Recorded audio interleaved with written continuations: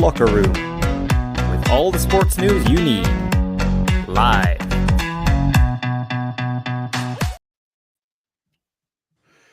Well, hello, very good evening and very sunny evening to you if ever you're on a part of Scotland. It's funny that I was saying to Graham before we started the show, I was getting my weather forecast.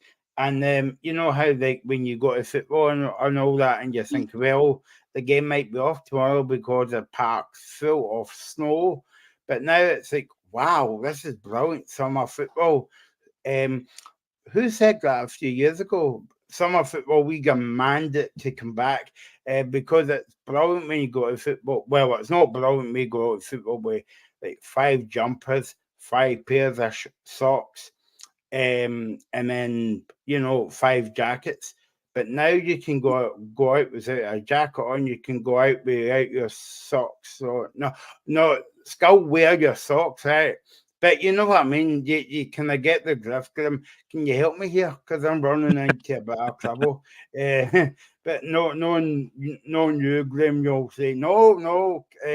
You're digging a hole for yourself. So keep going. That was what I was going to say. Yeah, exactly. I need some rope now, Grim, to come back up. Welcome to the locker room, final one of the season. Well, we'll be back on next week, but next week is to look at the playoffs, semi-final, final, and also the Scottish Cup final as well. And we'll be on to look at the Scottish Cup final as well. Wow, only 1 minute into the show, we've got comments already. Brilliant.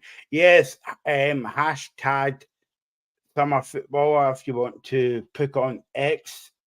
Graham said it, not me. It's hi, Graham and Michael. Totally agree with you. Summer football is the way forward in Scottish football. Yeah, summer football is a way forward and get VR out of Scottish football. That's what I say. Hasper Scumber said, hey there, folks. Hey there, mate. Can't stay indoors for long. I made 2 cats, some Rays, Rays Rovers and the Jags tonight. Are you going to the game? That means let us know, because I know you're a big Maryhill man, Packet Thistle man. But we'll speak about that later on in the show. You might miss our chat about that game as well. Get your comments coming in. I don't need to tell you, because you have been commenting before we came on there, and that's a brilliant sight to see on a wonderful sunny Friday night. I bet this is not Sunday, Graham. Sunny Sunday night. There we go. Got my teeth in the right way around there. So this is it. This is it, Graham. This is the end of the season. But top 6 plays tomorrow. Bottom 6 on Sunday. Now, see when the fixtures come out about 6 weeks ago, didn't the bottom 6 not used to finish on a Sunday? They've done it a bit back to front this year. I can't remember how I done it last year. Possibly. But anyway, before we move on, we've got to say massive congratulations to Derek McInerney as the manager of the year, and a brilliant congratulations to Brendan Rodgers and Celtic for clinching the league the other night down at Kilmarnock. As well. So we will speak about these games coming up, and also just to remind you as well, tomorrow's games are all 12:30 kickoff. The only game that's on Sky is Celtic against St Mirren as well. Peter Leven should be the manager of the month. Yeah, I kind of totally agree with you as well. But before we add any more to the mix, let's say hello to Regan. How are you, mate? Michael, it's good to be on. Thanks for having me again. Yeah, no bother. We were just going to dive into the game tomorrow, actually, between Celtic and St Mirren, 12:30 kickoff on Sky as well. I wonder if Chris Boyd will be at the game or maybe not. So Regan, it's been a a long old season for you and Celtic fans, but it's been the opposite this week because it's been a win against Rangers, and the Clinch got league on Wednesday night. Yeah, it was a great performance on Wednesday night. Celtic's best performance of the season so far. I thought Matt O'Reilly was fantastic. Mike O'Reilly did. I felt like Celtic really took a stranglehold in the match, and I feel like that Adamida call was really spot on because I don't know what you guys think, but see when I seen the team lineup, I actually said during the day, I said I wonder if Brendan Rodgers does something different here against Kilmarnock because you know why?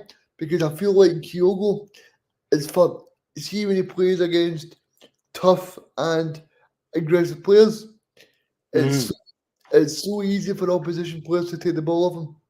So I think the fact that Brendan Rodgers has been to Kilmarnock twice this season so far, Michael, and he's not won a match. So to me, he needed to try something different. I know people can say, "Well, that's great with hindsight," but I actually did say it before the match because I just felt that either as much as if you look at the Celtics' first and second goal that they scored on Wednesday night, Adam Ida is involved in both, and that's because the very first goal he sets the tone for the move where he brings the ball down, he plays the ball, then he gets in the box. If you've got a player like Kyogo will just stay in the box. He will not do the hold-up play that Adam Ida is doing. And if you look at even the second goal from Maeda, Adam Ida is in between the two Kilmarnock back line. Great ball across from Johnson. Adam Ida then attracts two defenders, which then leaves the space for Dyson Maeda to score. So I think it was great management for Brendan Rodgers. Yeah, what about that, Graham? Were you surprised to see Ida scat the game, or do you think that he deserved to scat the game because obviously he's been here for a short space of time, but in that short space of time, he scored some amount of important goals, you would say, for Celtic? Yeah, I was slightly surprised that he started. I think he has done very well for Celtic. I think we talked about it when he first came in, and a lot of Celtic fans were not convinced he didn't have a brilliant goal scoring record. But he has done well. You know, anytime he's managed to step up, he's done it. He has scored big goals. He scored important goals. And I thought he did well on Wednesday. Now, yes, the title was pretty much done, but he did very well. He's a really good link-up player. I think he does bring something different to what O did. And there's definitely a very good player in there. I don't know if Celtic will keep him. I'm assuming they probably will. And if he does, it's a good sign for next season because he does bring something different that the likes of Kyogo doesn't really bring. He's got that physical presence. He's got the strength. He's really good in the air. So, yeah, I think he definitely does bring something a little bit different to that Celtic attack. And it just goes to show that, you know, when he signed, a lot of Celtic fans weren't happy about the business that they did, but they managed to bring him in and it's done well. And it's crazy to think it was only December that Celtic fans were shouting at Santa or booing Santa. They were wanting the board out, wanting Rodgers out, and now they've won the league. So, just goes to show you, patience is a virtue. Regan, I know that the sponsors come on the park tomorrow and present the trophy to Celtic, but do you think Celtic will do something a bit funny and invite Santa back? Yeah, I think they should. I think Santa should celebrate the title win with Celtic because he was booed that day. Graham will know watching it as well. That was the game that the Hearts won 2-0. Yeah. 2-0 that day. So, yeah, I mean, Santa wasn't at best pleased to be on the par that day because Who boos Santa? Who boos Santa? Come on. I know. It depends how many presents he gives you, Graham. If you've got family members that are very tight, then all the best to you. But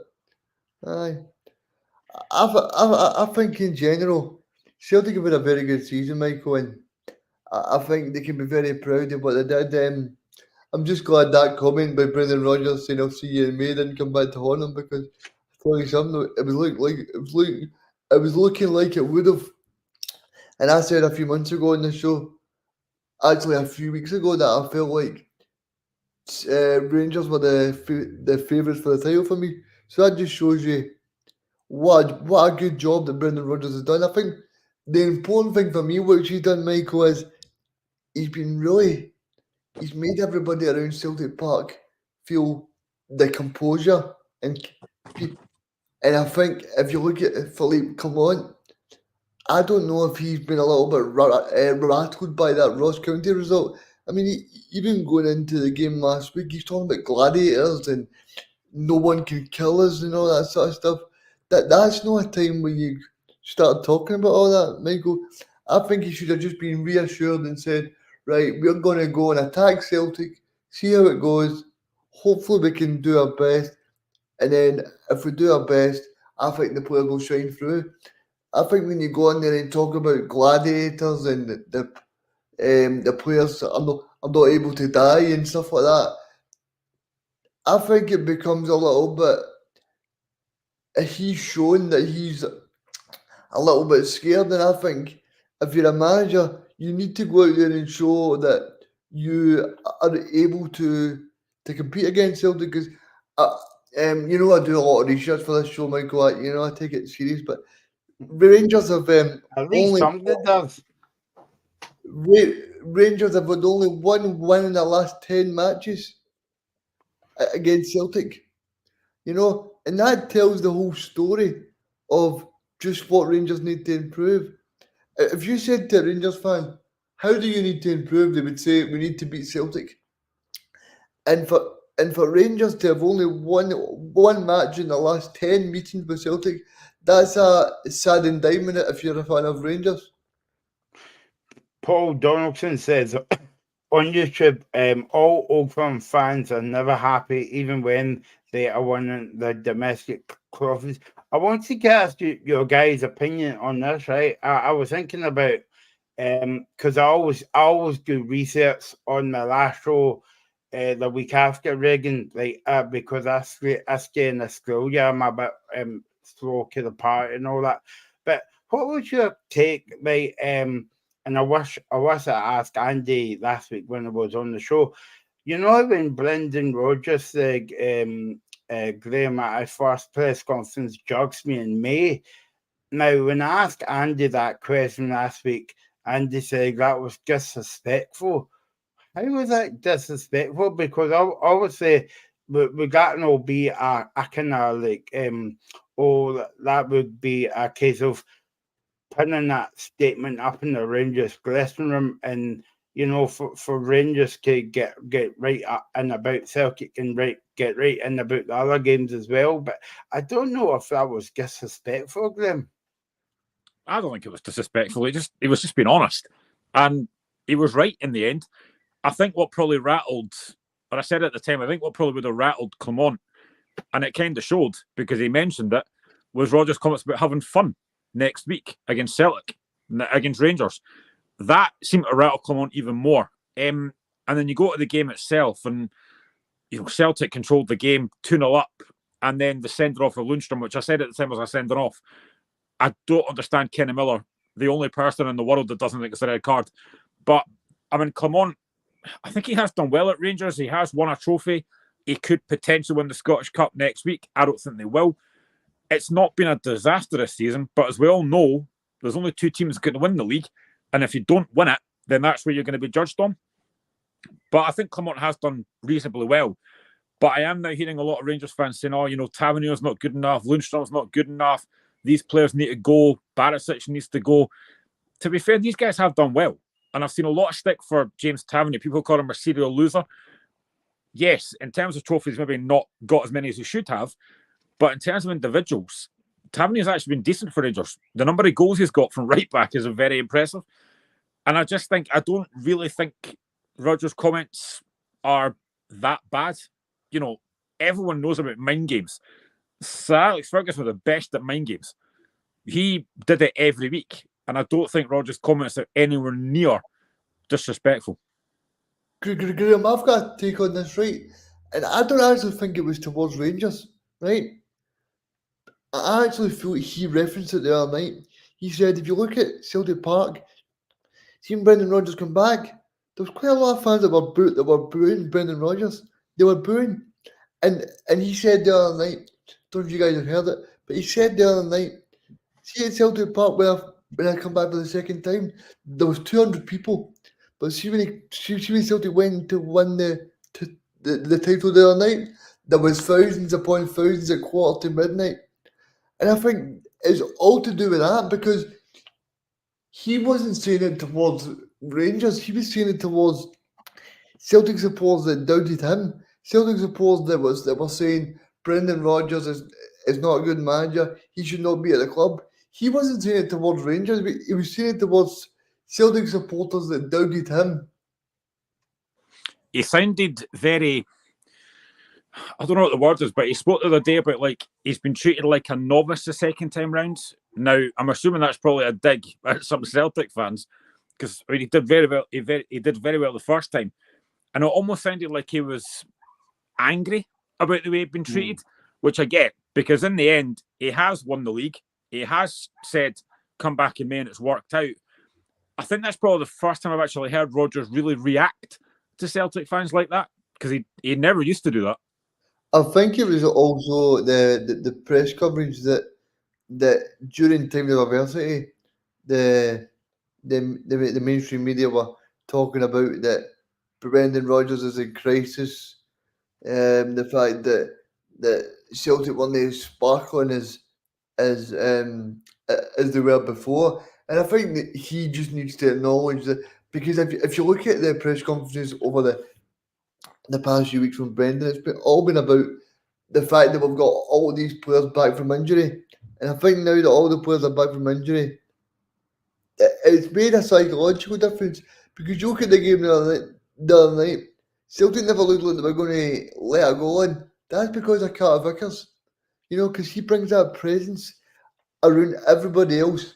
Now, I'm not saying Skill's a bad player. I don't think he's up to Celtic quality, but I'm telling you, everybody in Celtic Football Club knows that when they go out to the pitch and Scales is next to Stephen Welsh, that could be a little bit shaky because it's two very young players. But as soon as Carl Vickers, you think that this guy knows what he's doing, and I think it just breeds that confidence that Celtic are in safe hands under Brendan Rodgers. But it'll be interesting from you two to see what you think. But it'll be interesting to see if Brendan Rodgers will be fully backed in the transfer market, because he mentioned during the season that they were bringing in too many project players and stuff like that. And I think it'll be interesting to see, now that Celtic have got that 60 million in the back. So that's 40 million in the bank last season. Now they've got 60. So, and that's without even letting go of McGregor or Matt O'Reilly or Rio Haddadi or something like that. It's a very depressing thought, because the league is only ever two teams anyway, and it has been for a long time. And the fact you just mentioned, the money that Celtic are going to get, they're just going to pull away from Rangers and everyone else. And it's a really depressing thought for like myself as a Hearts fan or Hibs fans, Motherwell fans, whoever. The gap's just going to get even wider. And I've said it previous times before that a lot of folk look at the Scottish League and laugh because it's basically a two-team league. English Premier is kind of the same. Man City, Liverpool, Arsenal have had a decent season. Germany's kind of the same as well. But the Scottish League, we all know there's only two teams ever going to win it. And that's going to get worse now that Celtic's got that money, the Champions League money. It's just going to make a mockery of the league again. I know what you're... Sorry, Reagan. No, I was just going to say, to play devil's advocate then, Graham, should your club not be doing better in Europe today? All Scottish clubs should be. It's not just Hearts, it's everybody. It's happened for too long. And I've said this previously as well, that I'm not disrespecting anyone here, but teams like Motherwell, Kilmarnock and stuff will draw a team from, let's say, Ireland, or Wales and get beat. That's not good enough. Look at last season. Although Hibs did eventually win the game, they were beaten by an Andorra mob in their first leg.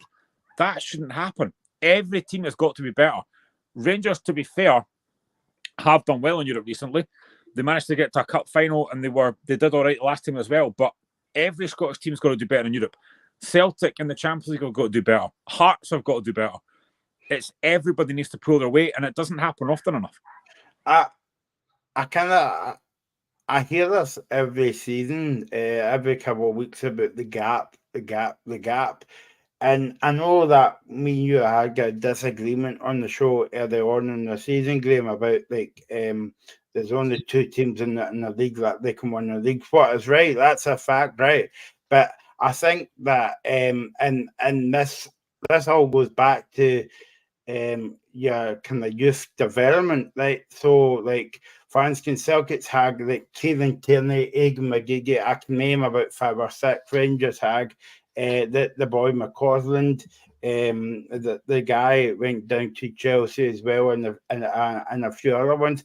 Now, I'm not saying that if you have 4 or 5 guys coming through the Hearts ranked, right, it's going to make the first team, you're not going to win the league. I'm not saying that, right?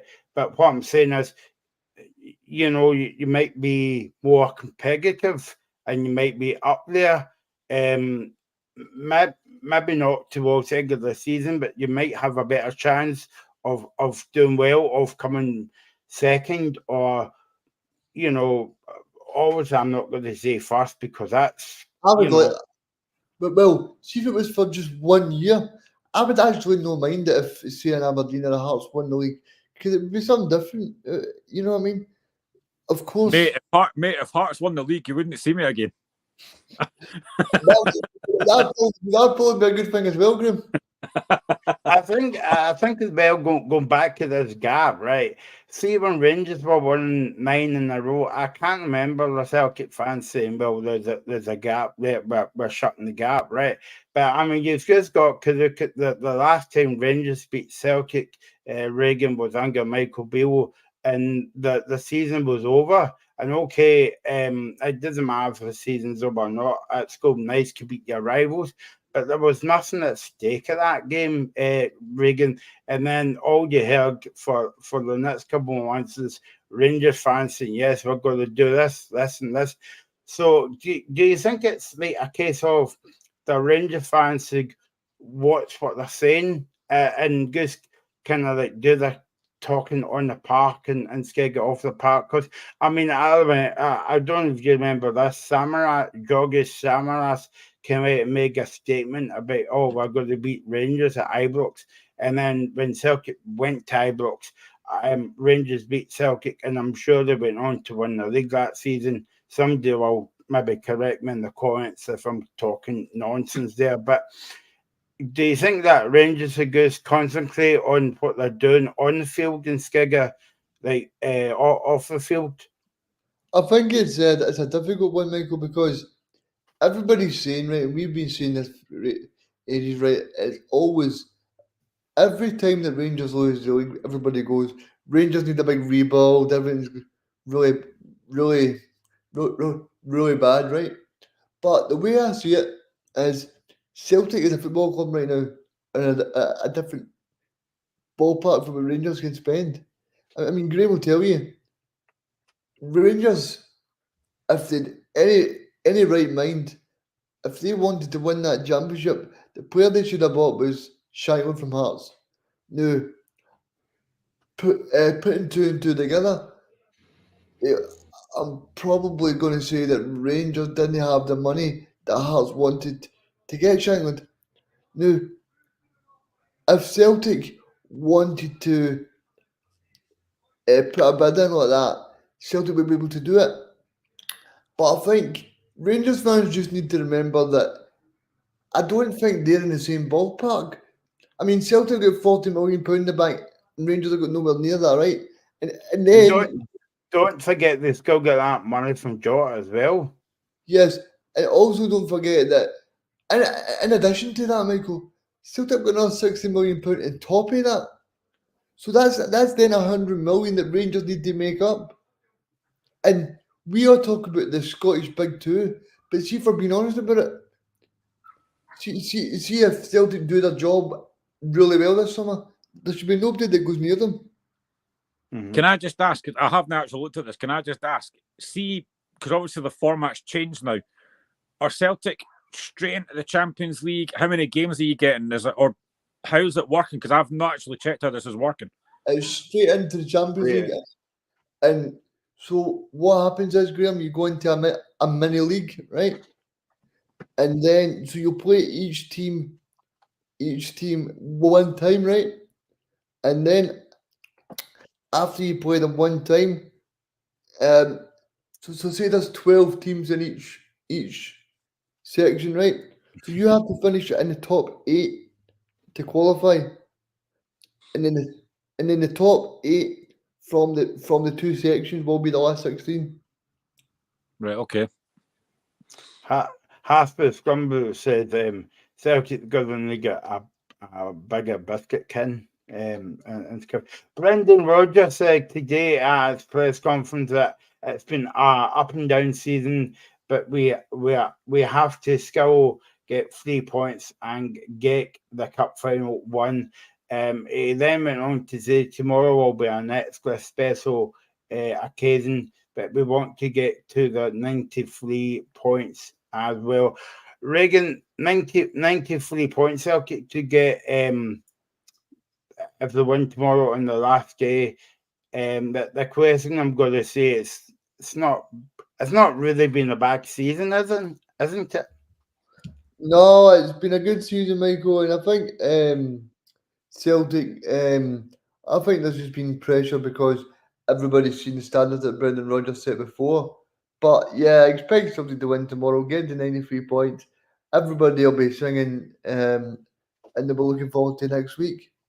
And I'm looking forward to talking to Tony during the week about the big match for next week's locker room. So it'll be just good to get to the Scottish final next week and just enjoy it, because as much as people think that the Scottish Cup is dominated by Celtic and Rangers, this will be the first Scottish Cup final by Celtic and Rangers since 2002.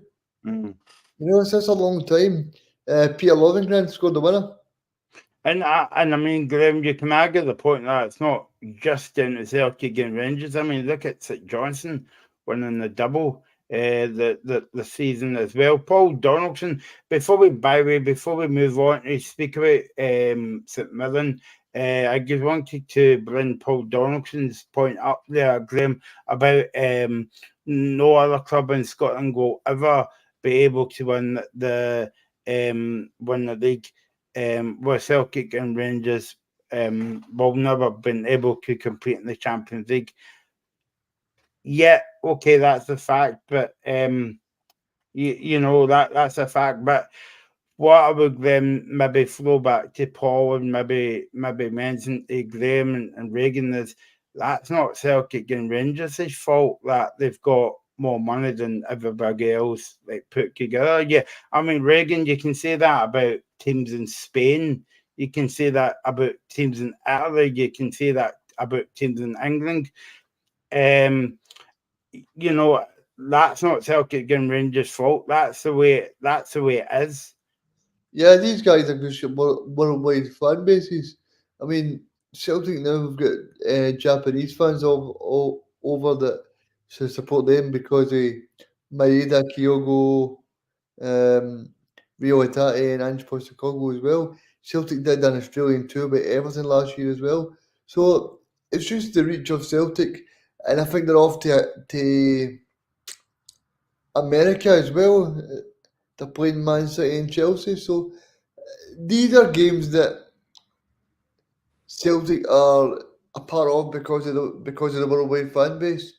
And Fraser Foster said a great story. That he's played with Southampton, he's played with England and stuff like that, and he said everywhere I go on holiday that there's Celtic supporters, and that just shows you it's no Southampton supporters coming up to him, it's Celtic supporters. And as much as we think, oh, Scotland's undervalued, it's underappreciated, but Celtic's got that worldwide reach, same with Rangers, and I'm just hoping for the Scottish game overall. That I know Neil Doncaster spoke about it on radio stations and television about the hopes to get a better deal for Scotland, but well, so they are, so that more clubs can benefit from more money, and then the overall product becomes good. What's your thoughts on? I heard a wee rumour during the week that Celtic might be looking at Angus Gunn for next season. What about that, Reagan? Yeah, but it would definitely be a shot in the arm getting Mr. Gunn that. Boom, boom. He had a Yes. shocker. He had a shocker last night for He Norwich. did. Oh, Graham, I watched it. He would have been not too best pleased, you know. Graham, let's speak about St Mirren now. What a season that they've had. I know we spoke about budgets in the gap as well, but St Mirren are kind of like, would it be fair for me to say that they've punched above their weight a wee bit this season again? Aye, absolutely. For the great season of Robertson, I think they've been excellent. You know, Wednesday night against Hearts was a party atmosphere for both teams, meant nothing, but they've had a very, very good season. Fair play to them, because I wasn't sure at the start of the season how they would get on, but to finish fifth and get European football at the Schmeiser Stadium is outstanding. Again, like I mentioned earlier, we've all got to do better, but fair play to them. Robinson's had a really, really good season. I would not be surprised if Hibs might knock on his door and try and get him in, because I don't think they'll get Derek McInnes, so there's no chance of that. But what a season he's had. They've had really, really good players as well. I think Ryan Strain's been really good at right back. Mark O'Hara, as we know, Olasanya up top. But I think for me, probably the most underrated player in the league, Alec Gogic, has been outstanding this season. So fair play to St Mirren. It's been outstanding, and they can go to Celtic Park tomorrow, tomorrow, last day of the season. Just relax, because it means none. It's been a brilliant season for them. Reagan, St Mirren this season? Aye, they've been really good. St Mirren, I like Stephen Robertson. The only thing I would say about him going to the Greenside Edinburgh, Graham, is the style of football. Style of football might not be the prettiest on the eye. You know, it's a kind of Warriors approach. I don't want to use a Philippe Clement quote, but it's kind of gladiators. You know, where they're kind of defending for their lives, and but I suppose the Hibs fans, being optimistic, would say, well, hopefully because he's got different players, they'll be able to up the tempo. But yeah, that's probably the only downgrade I would see for him. But yeah, I think St Mirren have been great this year. Mark O'Hara's been really good. Alex Gogic been really good. Olasanya. There's been so many. You know, Strain that Ryan Strain. Yeah. you guys were talking about a minute ago. So I'm just really pleased for St Mirren that they're doing really well, and I'm just feeling like St Mirren will probably be in the top six again for many seasons to come, because I'll look at we talk about the Greenside Edinburgh.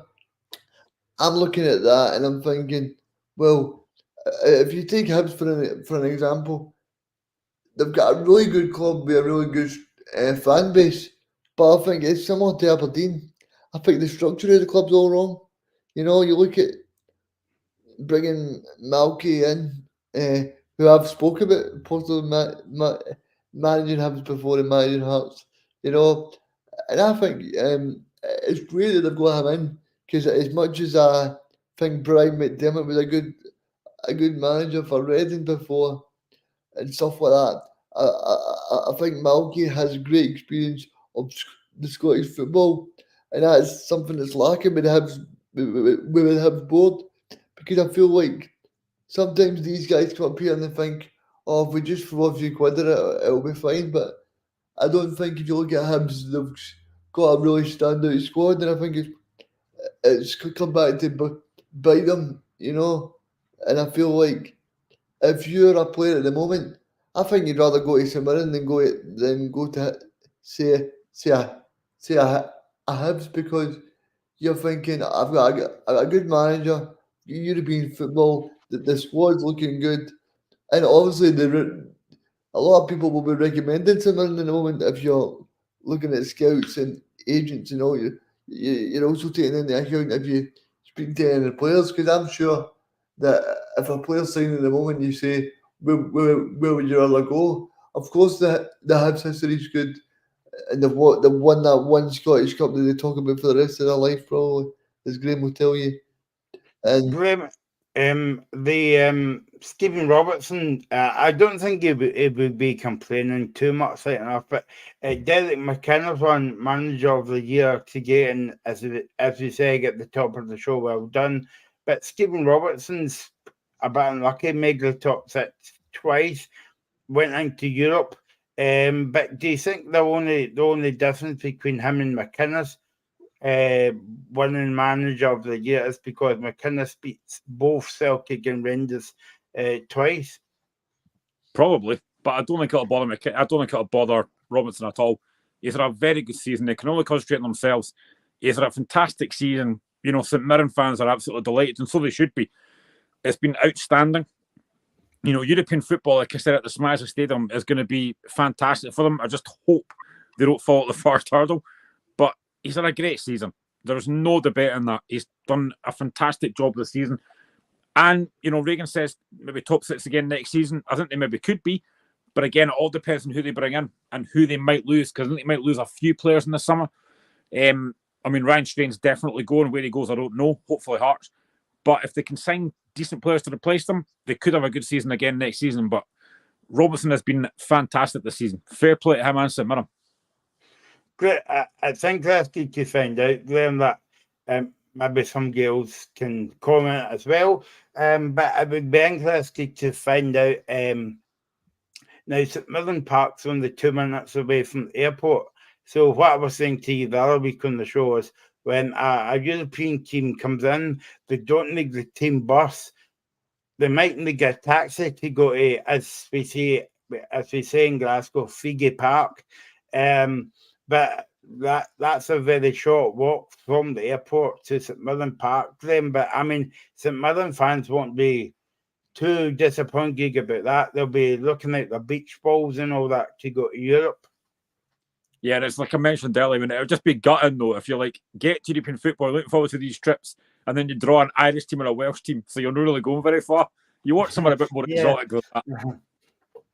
Yeah, like Morton or something. Obviously, you want exotic, Graham, but you want somebody that you can get by as well. True. Yeah. Because you've seen it the last couple of years.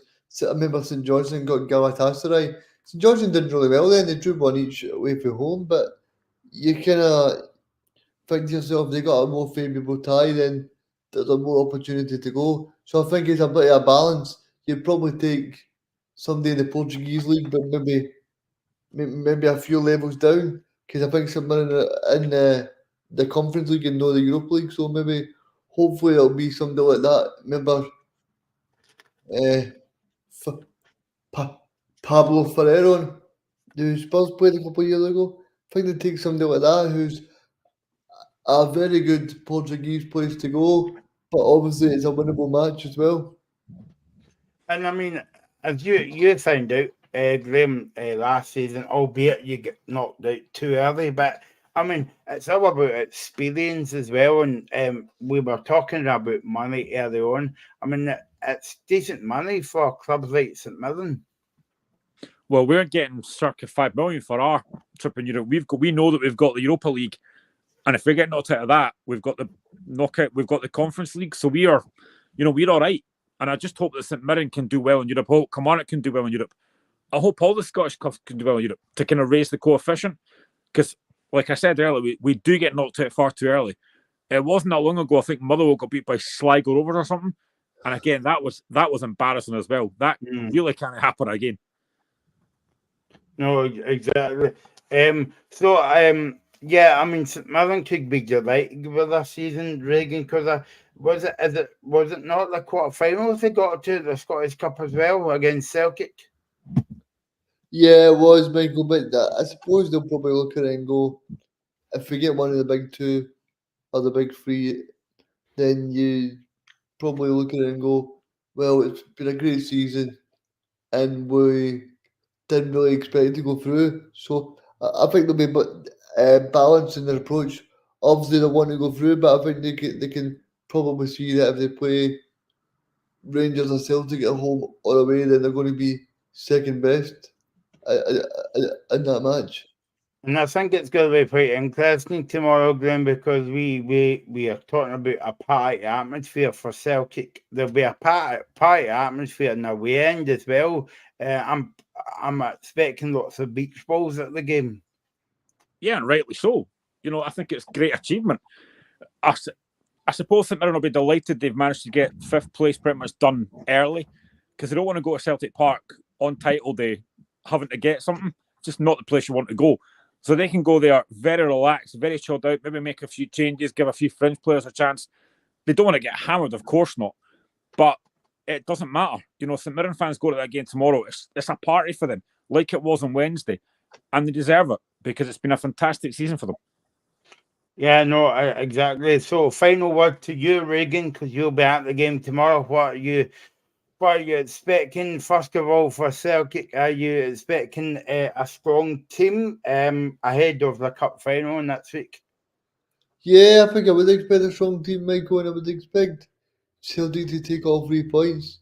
Just because Brendan Rodgers said, I don't know if you guys noticed it, but he said during the week that he's not got a good record in final day of the season because Celtic got beat by Aberdeen. So he'll be looking to rectify that, and Celtic will be looking to get all 3 points. And I expect them to get all 3 points. I think I'll go for a 3-1 to Celtic. And Graham, I'm expecting you'll be watching the game tomorrow. What are you expecting at the game? Do you think it'll be Celtic are determined to get these 93 points as well? But also, do you think that St Mirren will put up a bit of a show because it's the last game of the season? I think they'll try and put up a fight, but I just think Celtic will be too strong, especially at home. The atmosphere will be, like I said, a party tomorrow, so I don't see anything other than a Celtic win. I think 3-0 Celtic tomorrow. 3-0 Celtic, and Hasley Scumberry basically said that police are worried about if there's going to be a party tomorrow in Glasgow Cross. So I did see that, Regan, I don't know about you, I did see that the Prawn Theatre in Glasgow has cancelled one of their shows tomorrow night because they're fearful for a street party. So they've cancelled the show. So if you're going to that show, Regan, don't worry, you'll get to it, but not tomorrow night. I was going to say, if you go to it, it'll be a no-show. Very good. Yeah. Let's move on to the big game in Edinburgh tomorrow, and I'm not talking about the rugby. It's Hearts against Rangers, Graham. And what are you expecting out of this game apart from a Hearts win? Would you want a performance as well? Because the last couple of games they've not really rolled up. Would you say that the last game Hearts gave Rangers a game was at Ibrox at the beginning of the season? Probably. A performance I'm not bothered about. I want to beat Rangers because it's been a very good season, really good season, finishing third, getting to 2 cup semi-finals. But the one negative has been the games against Rangers. Not beat them this season. We've not beat them since Daniel Stendhal was in charge. So that needs to change. What a game that was. What was that? What a game that was under Daniel Stendhal. Remember his first game? I would like to see us win against them. Now, I know people will say, but it doesn't matter if you win because the title and that's done. I know, but I'd still like to win the game. I'd still like the last game of the season to be a victory at home to wrap up what's been a very, very good season. We've obviously got the man of the moment, Lawrence Shanklin, has won just about every award going. He won the Writers' Award again today. What a season he's had. 30 goals in a season. The first time since 1987-88. He's just been absolutely incredible. And that finish on Wednesday was just ridiculous. He's got no right to score that. And obviously, before I came on air today, Hearts announced that Benny Veringame signed a new 2-year deal. Again, delighted with that. Our most composed midfielder, never gives the ball away. He's only 25, but he's only played 63 games because he had that injury. But delighted with what Hearts have done this season. It's been a very good season. Naismith has done a very good job, but I would like to see us end the season with a win against Rangers to get that monkey off the back. Reagan,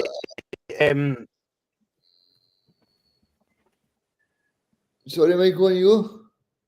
No, I was just going to say, what's your thoughts going into the game tomorrow? My thoughts going into the game tomorrow is that I feel like it depends on the approach from Hearts. If they sit back and they don't go for it, then it'll probably result in a Rangers win. But if they actually try and attack the match and have a proper go at Rangers, then I think it's there for them because no disrespect, but I think the back line from Rangers is not too great this season. And I think it's an area that has to be looking at because if you look at people like Ben Davis and Leon King, that's surely a partnership, Graham, that Shank was looking at and going, surely this has got to be a partnership that I could score definitely two goals against to wrap up this match. I would hope so. I mean, Rangers haven't looked great defensively. I've said it previously as well. I think as much as Tavernier's done well, I don't think he's great defensively. And I think Maeda is scared of Maeda. Now, we've got players that can cause him problems. Alan Forrest can get at him. Vargas could get at him. Tagawa got his goal on Wednesday. Mental that he managed to actually get a game, let alone score. But we've got players that can cause them problems tomorrow. And we'll want to wrap the season up on a high. We've also got players leaving after tomorrow. Peter Haring's going, which is a disappointment because he's done well. He's been a really good servant. Halliday's leaving. Michael McGovern's leaving. No massive shock there. But I'd like to see us go out and win the game tomorrow. And I hope that Naismith has learned lessons from the last few games against them. We can't do what we always seem to do and lose an early goal against them. We can score early, score the first goal, then the crowd will be right up for it. But like I said, I mean, it's another party atmosphere tomorrow because everything's done. But I would like to see us wrap up the season by beating them. Graham, Naismith said today that looking back at the season, what we could improve on for that season is we've had a good season, but the only thing we failed to do is not turn up at the semi-finals last year. Then he goes on to say, and I suppose this is a good thing, Graham, for Hearts and Scottish football, but he says that we've had a good season, and what I'm most pleased about is age of the squad is very young, and we've got lots of potential in the squad. Graham, you see Hearts more than me and Reagan put together. What do you think of people? What do you think of the Hearts squad? But also, what do you think of the youngsters? I always feel that an old man when they say that. What do you feel about the youngsters breaking through to the squad for next season?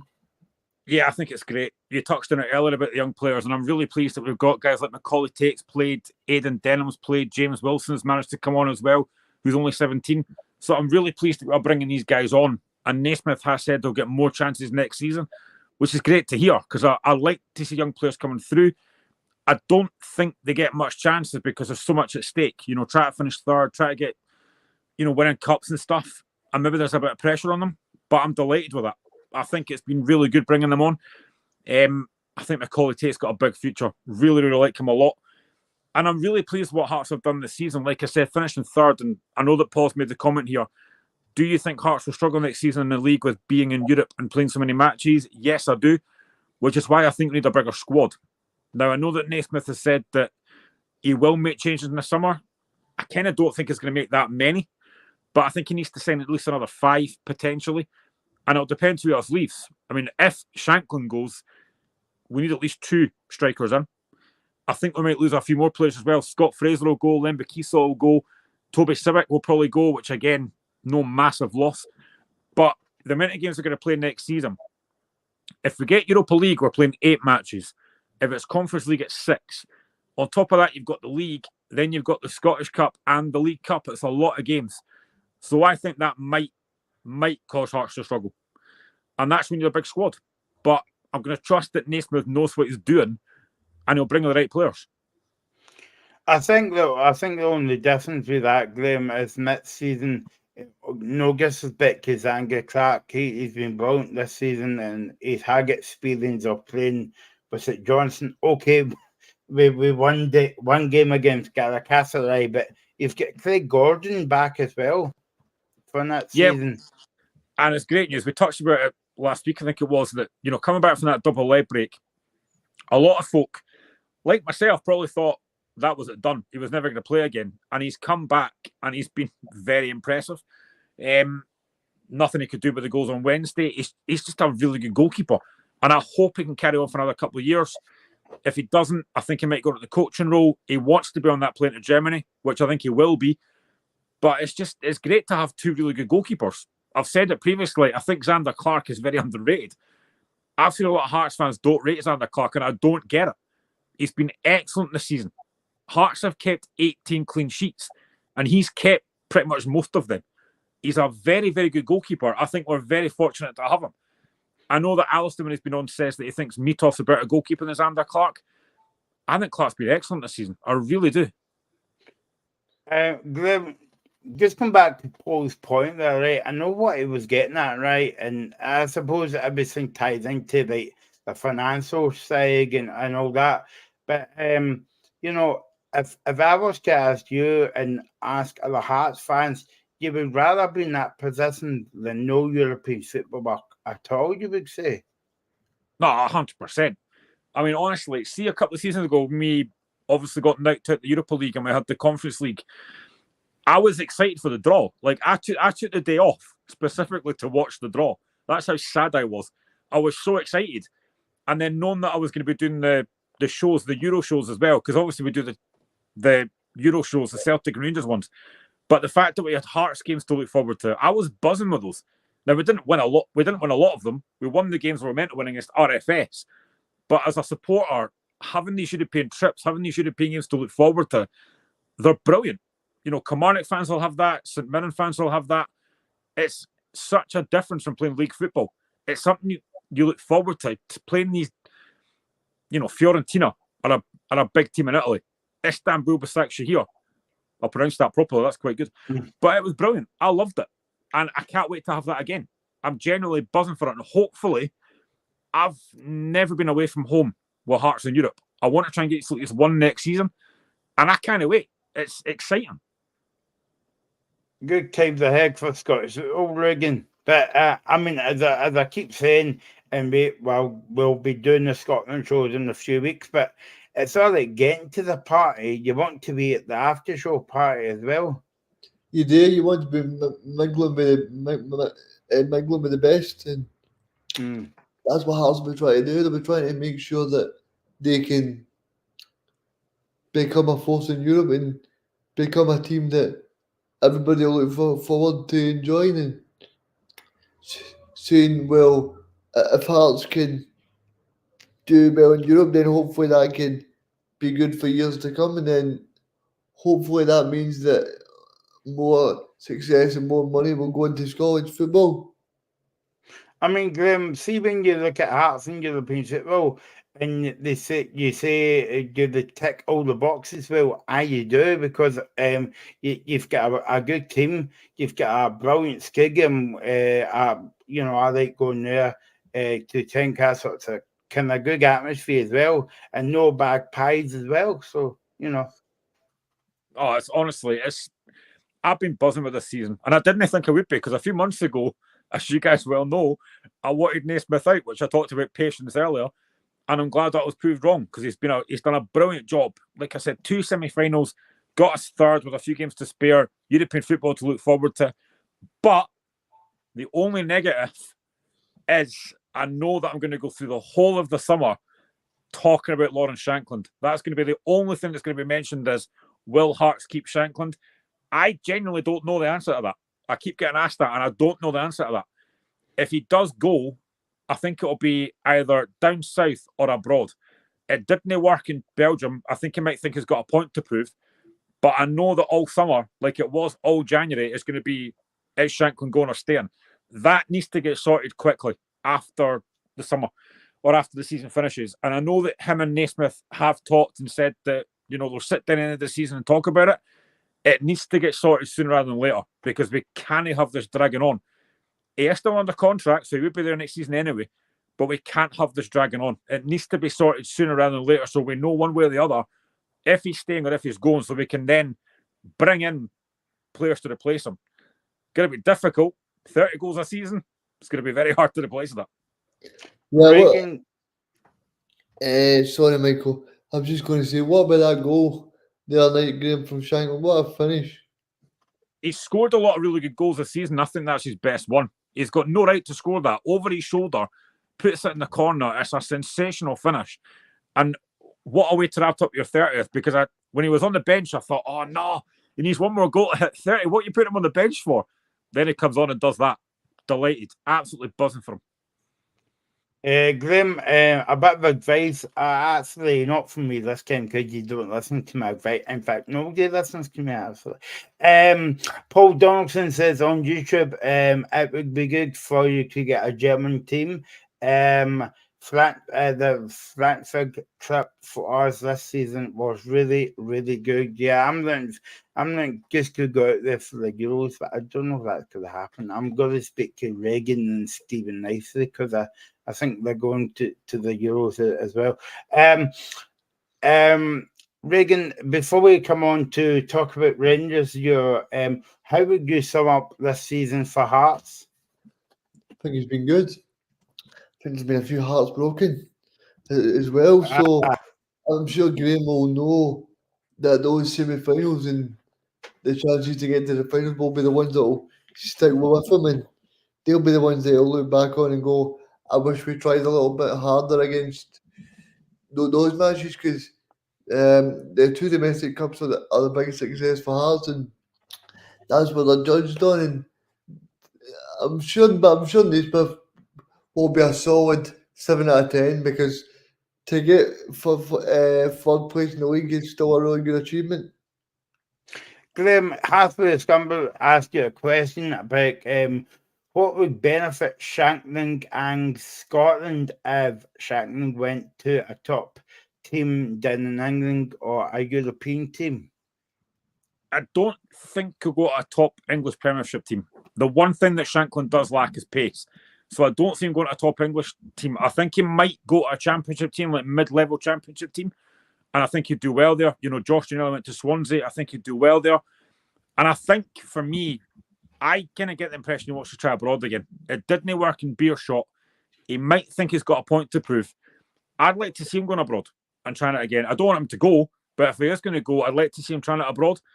And the thing is, the whole Scotland thing as well, I know we'll touch on that shortly, but I don't even think he's going to start anyway, because Steve Clarke is very loyal to the players he's got, likes of Lyndon Dykes, likes of Che Adams. Now, even though Shankland's got 30 goals this season, he won't start him because he doesn't tend to start Shankland.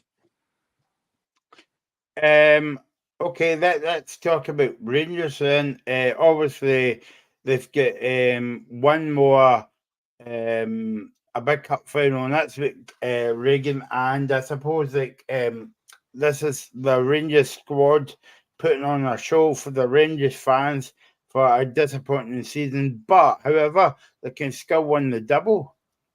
Yeah, I think Flynn Cameron's done a good job for he's come in. I just think sometimes he's been a bit ill-judged in terms of some of the noises he's making. I just feel like if he was a little bit more candid in his approach, then it might have been more successful for Rangers. I think in terms of the whole situation with the Rangers, Michael, I think it's a difficult one because the only matches that he's not done well in is the Ross County Dundee and the 2 matches against Celtic. So it's a difficult one to marry. And Motherwell. Yeah, Motherwell as well, aye. And I Yeah. think it's a difficult one for the Rangers fans to grasp because I think they've had a good season, but it's the same old adage, Michael, that if you don't beat who's in front of you, then you don't deserve to win the title. And Hmm. it's going to be interesting though, because we spoke before, Michael, about what Rangers actually try and rebuild the squad. 'Cause I don't know how much funds will be available for Rangers to do that, so it'll be interesting to see. And also, Graham, it's got to be a big season for them to rebuild because listening to Philip come on today, he's basically saying that, you know, he's going to have to look at things for next season off the park. He didn't go into too much detail about that, but obviously it's not going to give too much away because it's going to be the headline news for the next 4 weeks in the summer. But yeah, do you think there's going to be a massive rebuilding job for Rangers? I don't know about massive. I don't think they need to get rid of that many players, but they will definitely strengthen certain areas. I mean, Fabio Silva hasn't really worked at all. I know he's got a couple of goals, but I mean, Wolves paid 35 million for him, and he's been very poor since he came to Scotland. They will have to strengthen up front as well. I know that Cyril Dessers has got 20 goals, which is good, but he's missed far too many big chances. They need a real quality striker in there. Hopefully not Shankland. I don't think it will be. So I think they will make changes. But I mean, I heard another show yesterday, and a Rangers fan basically phoned up and says that if Rangers win the cup next week, having already won the League Cup, then folk will forget about the league title. No, they won't. Because you look at the money that Celtic get from the league, the fact they'll be in the Champions League, it won't be forgotten. Now, if Celtic don't win next week, Rangers win a double, fair play. But it's the league that they want. It's the league that Celtic Rangers want. So if Rangers can win that game next week, it would be huge. But it doesn't take away from the fact that they didn't win the one they wanted to win, and that's the league title. Philip, come on, say today, but funny enough, Glenn, that was one of the first questions that I was mentioning at the press conference today. Where you what about this week? Disappointed again to say, yeah, I was disappointed the way that we finished basically the league campaign, but we must look forward and focus on tomorrow's game and the cup final. And that's right, Glenn, because obviously they can't dwell too much on how they lost the league. They can look at it when the season's actually finished, but they've got a big, massive game next week if they want to win Celtic. And I mean, they still get a chance of winning that double. Yeah, they do, and that has to come into the mind. They have to try and win that cup next week. As difficult as it's going to be, because they can't seem to beat Celtic. It's like us, we can't beat Rangers. It's like this kind of mental thing that they just can't seem to beat Celtic. And they've got to go over that next week. I mean, Rangers fans are going to that game next week, probably hoping more than expectation. But they've got to try and do something to win that game next week. It's a big, big game. If Celtic walk off with a double, then again it's a massive blow. Because it wasn't that long ago that Rangers fans thought they were going to win the treble. And they might end up with one trophy. And it's not the one they want. You know, it's the league that everybody wants, Celtic and Rangers fans want. But if they can win next week and win a double, it might just make it a little bit easier to swallow. But they want the league. There's no doubt about that. You mentioned about Hearts there, Graham, and that they can't beat Rangers and Rangers can't beat Celtic. And you can call it what you want, the mind games and whatever. But what do you think it is, Graham? Do you think it's a psychological thing, or do you think it's because you've not beat the team for so many seasons, or do you think it's because you've got no fans at the game, or? I mean, it's hard to tell if it's a mentality issue. I don't know, because it's not just a Stephen Naismith, and this has happened for a long, long time. I mean, I've supported Hearts for a long time, and it's always been that case. Sometimes we get results, other times we don't. But to go as long as we have without beating them, I think 2020, I think it is. You know, it's not good enough, and I think there is a mental block there, because Rangers, let's be honest, have not been brilliant this season. They beat us 5-0 at Ibrox. They played very well that day. But the Scottish Cup game, I didn't think they played that well. You know, they got the early goal, didn't really create a lot. Hearts just didn't do enough in the final third, but they were there for the taking. And that's what makes that game worse. We just didn't do enough in the final third. And I think there is a mental block there. And Hearts need to get it out of the mind tomorrow. They need to go into that game tomorrow saying, right, it's the last home game of the season. The fans are going to be here. We need to go out and win this game tomorrow and let's show that we actually can beat Rangers. That's what we've got to do. But there just seems to be that mental block there. We just can't seem to get over the line against them. And I don't know why it is. Yeah. Okay, let's move on to Dundee, the last game in top 6 tomorrow. Dundee against Kilmarnock. And obviously, we say well done to Derek McInnes for winning Manager of the Year. Graham Devil, Kilmarnock were always going to be up against getting Wednesday night because it was totally a different atmosphere to the game, different feel to the game. And I suppose that it was there because Celtic's not beaten them this season. The league was on the line and Celtic won 5-0. And, you know, it could have been more at the end of the day. But, you know, you can't not say that Kilmarnock's had a brilliant season out with that result on Wednesday night. I suppose it's a good thing when your season's pretty much done. No, you don't want to get beat 5-0 by anybody. But the fact that their season was pretty much done anyway didn't really matter. I thought Celtic win on Wednesday. I didn't think they win as comfortably as that. Because we all know that Kilmarnock is not an easy place to go. And I don't think anybody would have thought Celtic would go there and steamroll them. But fair play, they did. They were very comfortable. But the season that Kilmarnock have had, McInnes rightly Manager of the Year. He's had a brilliant season. You know, guys like Danny Armstrong has been outstanding. David Watson, the young lad that's come in, again, has been very impressive. Kerr Vassell up top, defensively looked very good with Stuart Finlay, Robbie Dees. They've had an excellent season. So take nothing away from them. You know, Wednesday night was just one of these games. Celtic were up for it. They were winning the title. And it was just one of these games. But it can't take away from the job Kilmarnock have done. They've had an absolutely fantastic season. And again, tomorrow's another party atmosphere for them and Dundee. Both teams have had brilliant seasons. Yeah, no, exactly. I suppose you could call this the Tony Docherty and Derek McInnes' loving tomorrow, Graham, because it is a game and they used to be team managers up at Aberdeen. Yeah, and it's great to see. They've obviously got that rivalry, they've got that friendship though, and that mutual respect, I think, as well. And it's nice for them both to go into a game that doesn't really matter. You know, there's nothing to play for. There'll be a big party atmosphere tomorrow at Dens Park, and rightly so. Both teams have had really good seasons. And they can just, you know, I suppose if you're a fan, you want to see your team winning the game. But there's no big deal if you don't. They've both had very impressive seasons. Kilmarnock are going to play European football, which is absolutely fantastic. Dundee just missing out on that, but what a job Tony Docherty's done. I mean, honestly, it's great to go at these games with nothing to play for and the respect they've got for each other. But yeah, they've both had fantastic seasons. And I think that's the thing, Graham, because we don't know if anybody's going to come. Obviously, Dundee United's going to come up. We don't know who else is going to come up through the playoffs.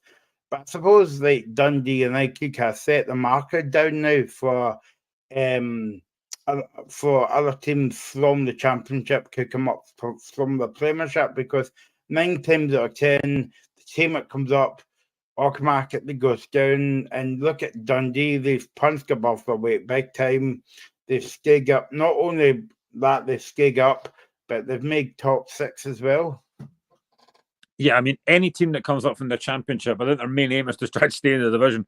And Dundee more than comfortably did that. And I think probably out with Dundee fans' wildest dreams to finish in the top 6. I don't even think they would have thought that. Even the most optimistic Dundee fan would not have thought we'll finish top 6. And Tony Docherty's done a great job. I think it's his first managerial job. And to take that Dundee side into top 6 is outstanding. And they've got like guys like, and this will be the hard part, because they will have bids coming in for likes of Lyle Cameron and Luke McKeown. There's no doubt about that. And I think they do have quite a few loan players as well. So they're going to have to try and kind of refresh the squad in the summer, which is going to be difficult. And I think the second season is always said is the hardest. I don't think they'll finish top 6 again next season because I expect other teams to be better next season. The likes of Hibs, Aberdeen, Motherwell, for example.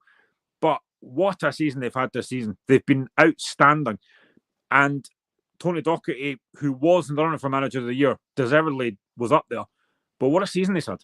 And if they can do it again next season, then fantastic. And I think I've said before in the show as well, it's just great, even as a neutral, to have a Glasgow derby, a Dundee derby, and an Edinburgh derby in your league next season. Because it's been a long time since I think we had that.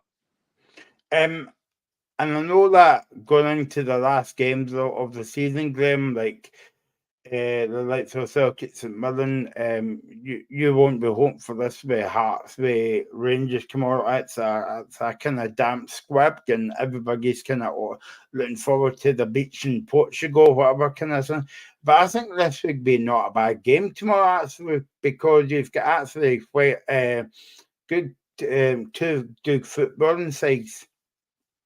Yeah, and I think in both sides you'll have players that will be looking to go out in a high, because there'll be no doubt there'll be a few players on that park who'll be leaving at the end of the season.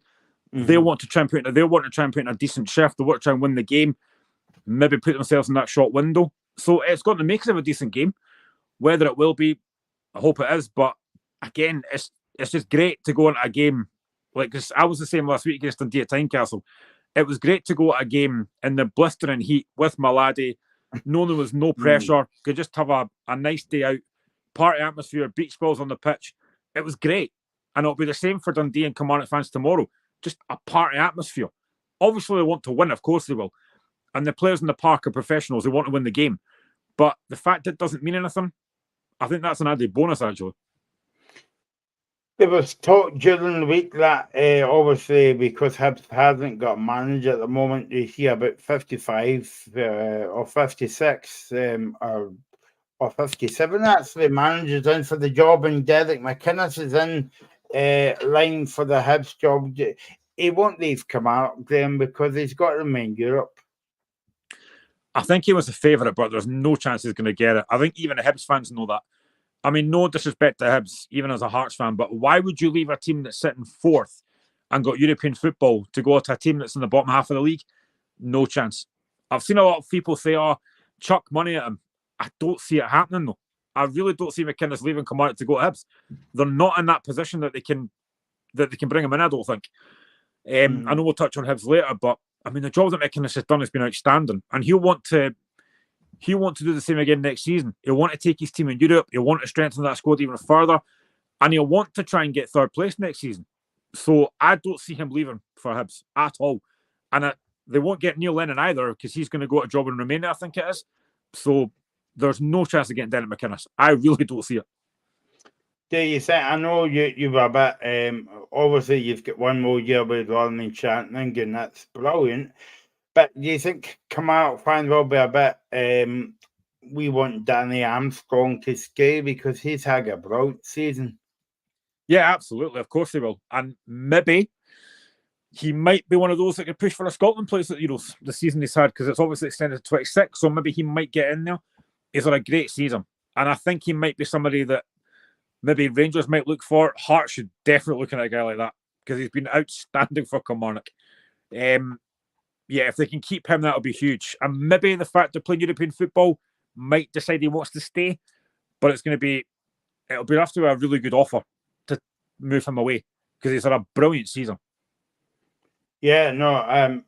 Do you think another? I suppose that this could be Dundee and Kilmarnock. Do you think both teams have punched above their weight in terms of Dundee coming into the Premiership, Kilmarnock getting European football, and beating Celtic twice and Rangers at the beginning of the season? Yeah, I think when I gave predictions to start the season, I think I did have Kilmarnock finishing top 6, but I didn't have them finishing top 4. So they definitely have overachieved in that case. And they've not lost a lot of games. And like I mentioned there, the fact they've beat both the old firm teams, they are very good at what they do. They get the ball out wide, they bombard you with crosses, they are very difficult to defend against. Defensively, apart from Wednesday, obviously, they've been very, very solid. McInnes is a very, very good manager. He's a very good manager. And it's no surprise that Hibs are looking at him because he's done a very good job. And I think in terms of Dundee, again, they definitely have punched above their weight because I don't think I had them finishing top 6. I don't think many folk would, though. Like I said, even the most realistic Dundee fans wouldn't have said they're going to finish top 6. But what a season they've had. And Tony Docherty, fair play to him, because I don't think a lot of folk knew much about when he came in. But what a job he's done. Absolutely fantastic job he's done. And you'll be happy to hear, Graham, I don't know if it's I think it's happening in 2 seasons' time. The plastic park is getting wrapped up.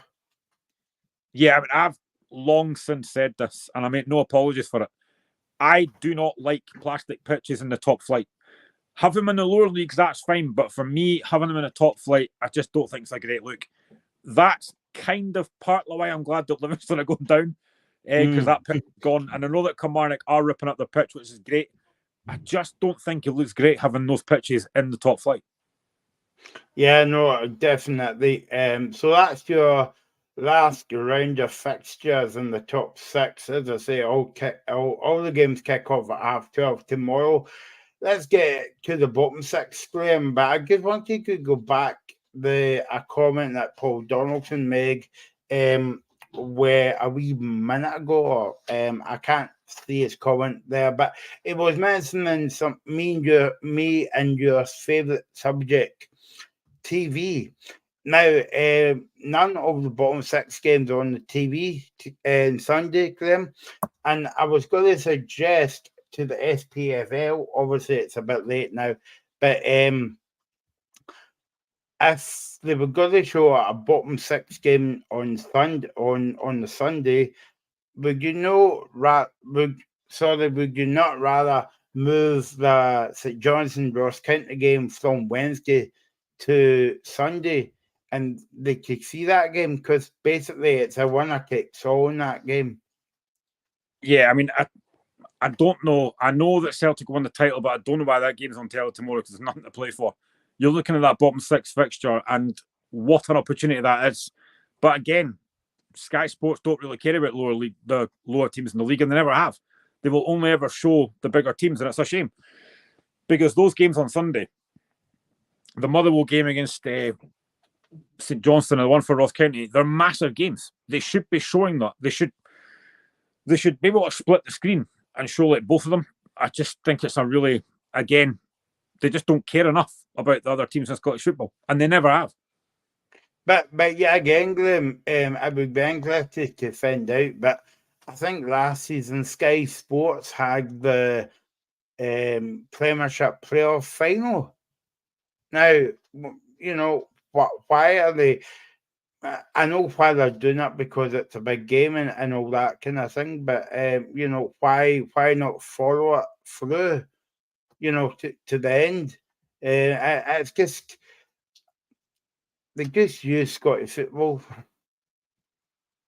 I mean, we've moaned about the TV deal for so many years, and it always comes back to the fact that I've said this as well numerous times, but the fact that they don't show the lower league highlights in Scotland, but they do it in England, when you've got a designated BBC Scotland channel there that can show that, but they don't.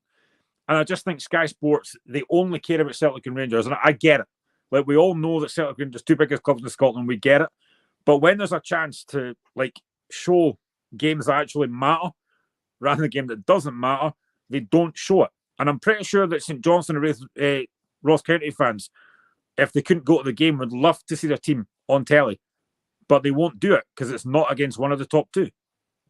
Paul Donaldson makes a comment here to say, but if Raith Rovers comes up, will they will be there'll be another one in terms of that plastic part. Now, Graham, you might laugh at me here, right? But see, I know Raith Rovers has got an artificial park, right? But that's one of the better surfaces. Randomly, it is. It's far better than Kilmarnock's Park, Livingston Park. And Paul Donaldson makes the comment again. You're a busy boy tonight, Paul. Thanks for your comments. In fact, you're a man of a match if we have an award for you. I've only got a pen here. I don't know if you want a pen or whatever. Blank checkbook and pen. Yeah, a pencil as well. Remember pencils, Graham? Do you know what? Right? This is just a random thing. Like this is, I just thought about this just now. Right? But do you remember Bullseye? One, yes. Why was their main prize a speedboat? Who on earth has got a place to put a speedboat? I just came out of my head though. Why did you pick up a speedboat? I think if you won that, you might hit somebody with it right in the face. Or I just kind of thought, who on earth was going on that show with room to put a speedboat? Mental. You've won a you've won a coloured TV. Wow, yeah. By the way, that was a broad show. That Paul Donaldson makes a comment saying bottom six where is all the action of the weekend, and that's right, Graham. Because since they've introduced the split, I'm positive that they've never shown a bottom six game. Nah, I mean, honestly, the bottom six this weekend is definitely a place to be. And two massive games. I mean, it could have been done the other night if Ross County could have held on to that lead. But it goes down to the last day. And I suppose if you're a St Johnstone Ross County fan, I mean, is that what you want? It's difficult because they're two massive games. Let's go into these games then. First of all, let's speak about a team that's already preparing for the championship. Livingston, they are at home to Hibs tomorrow and Sunday. Yeah, I mean, what was that game? Livingston and Hibs. Livingston Hibs. Yeah, again, a nothing game. Both teams nothing to play for. Obviously, the big thing is about Nick Montgomery getting sacked. I put in the group chat that, listen, even though I'm a Hearts supporter, managers need time. And you mentioned this in the group chat as well. He had one transfer window. He had 8 months. That is nowhere near long enough to get a Celtic squad, see what you want. It's not long enough. I think it's very harsh to sack him. I've seen a couple of folks say they should never have sacked Jack Ross, which I do get. But I do kind of feel sorry for Montgomery because that is nowhere near enough time. You need at least, for me, 3 or 4 transfer windows. And he didn't get that. The defeat against Aberdeen when they got beat 4-0 clearly was writing on the wall. There wasn't a lot of fans there. The Green Brigade, or not the Green Brigade, the Shed 7, whoever it is, the Hibs Ultras were not happy. They were a good band. Were they a band? They weren't happy, understandably so. But I just think to sack a guy after 8 months and now another manager coming in, what is that, 5 in the last few months? It's ridiculous. Last few years, it's ridiculous. You can't keep sacking managers like that. Managers need to get time. I mean, David Gray will be in charge tomorrow on Sunday. He won't get the job. No chance.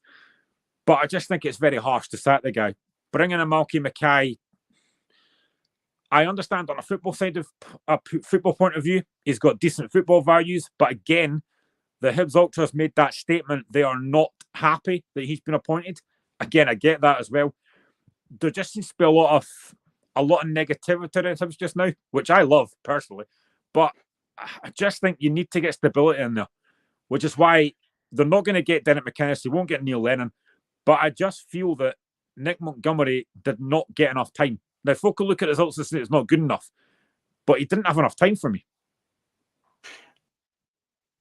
Graham, maybe it's just me, right? So they sacked Nick Montgomery, right? They've got 2 games to go. It's not as if they're going to win the league or anything. So why not just stick with him for the last 2 games and then sack him? What's going to change in these 2 games? No, exactly. The timing's weird. And surely you keep him to the end of the season. You have a sit down at the end of the season, discuss what's happened, discuss how you go on, and you listen to what Montgomery's got to say, because I'm pretty sure that with the Bill Foley money coming in, he would have idea where he wants to spend it, who he wants to bring in, who he wants to get rid of, and he's not even got the chance to do that because they've just punted him.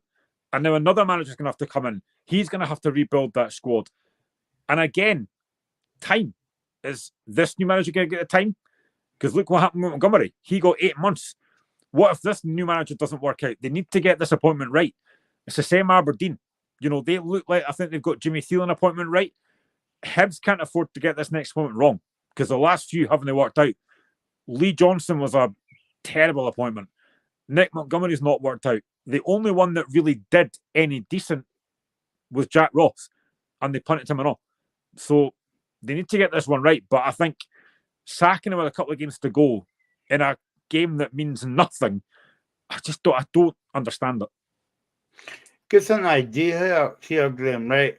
I know it's a weird appointment, Malcolm Mackay and Director of Football. And to be honest, I think they've got that back to front as well, because do they not appoint a manager first and then a Director of Football? But anyway, what about just running Malcolm Mackay and his manager? Because he's had experience with Ross County. I mean, listen, maybe Malcolm Mackay will bring Derek Adams as a manager underneath, and that'll be a laugh. Yeah. Even though he hates Scottish football, apparently. Well, it's mere the egg. It's mere the Edinburgh Festival, Graham. Mm-hmm. Save and go back to Morecambe. But I mean, it's just, and I did put that comment on Twitter actually. You know, the Edinburgh Fringe is a couple months away, but Hibs are making themselves a laughing stock at the moment.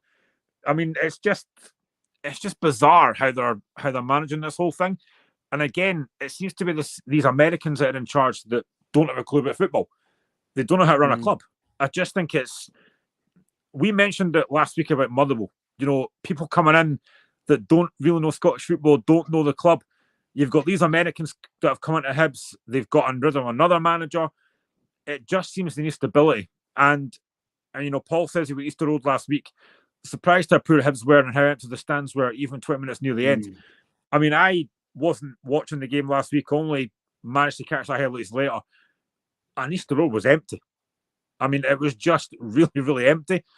And I don't know where Hibs go now in terms of manager, but they can't afford to get this appointment wrong. Because if they go through another manager, it's just another laughingstock. And that's why clubs are not getting the money, Graham. Not exactly. I mean, what are Hibs board actually looking for here? Because when they brought Montgomery in, they almost had a plan. Now, yes, results weren't great. Of course they weren't. But if I flip that to Motherwell went 15 games without a win. Stuart Ketwell didn't get sacked. So Nick Montgomery's not had that bad of a run, and yet Hibs have decided we need to sack him. I mean, I don't get it. I do not get that at all. Owners are far too quick to press the button and say, right, you need to go. And listen, as a Hearts fan, I was very, very quick to judge Naismith a few months ago, and I was wrong. You know, I want my team to do well, but I was wrong. He picked up and he did really well. But managers don't get enough time these days. And this is the reason why. A few results go badly, and fans want the players out, they want the board out, they want the manager out. You need stability. And right now, they're not getting that. And you could see after the game last week, Montgomery walking around the pitch to about 10 Hibs fans. Hibs fans raging. At that point, you're thinking, yeah, he's definitely gone here. But it's just been it's been a farce the way they've handled this. You were saying about the board and all that, sacking managers, giving them time. Well, perfect example, Livingston. You know, okay, you can say that they've got no money and David Martindale's got shares and all the rest of it in Livingston, but there you go. There's a man that's been there for years, and this season's just been a disaster, and they still at Livingston. I presume that he'll be there in the Championship as well, Graham. Yeah, I think he's already said that he will be, which is great loyalty. Now, he does have shares, and I think he pretty much does everything at Livingston. So I can understand why they didn't sack him, but they could have easily gone down a different route and said, right, we need to maybe part ways and bring something fresh in, but they've not. And I keep going back to the Stuart Kettle one. 15 games without a win. Motherwell could have acted. They didn't. Hibs have not had as bad a run as that, and yet they decide to part ways with Nick Montgomery and now need another manager in. There just seems to be a real malaise around Hibs just now, and it starts with the board. Now, I don't know what Malcolm Mackay is going to do as sport director. He will be in charge of bringing a manager in. Would I trust Malcolm Mackay to bring the right manager in? No. By If I'm going to be honest. the way, do you think that's a weird appointment? Because, like, should they not be appointing a manager first before they do that? Is it me or else have they got a bit back in front? No, I think that's the way it works most of the time. You bring a manager and then bring a sporting director in over him. But apparently Malky Mackay will have a say in who gets the manager job. Now, I don't know if I trust him to bring the right manager in. I really wouldn't. And he's got to get it right, because I suppose with every set of fan base, you'll have, whoever the new manager is, you'll have some fans that like it, you'll have some fans that don't like it. You're never going to get 100% fans loving it. But it needs to get this right. They can't afford to fail this one.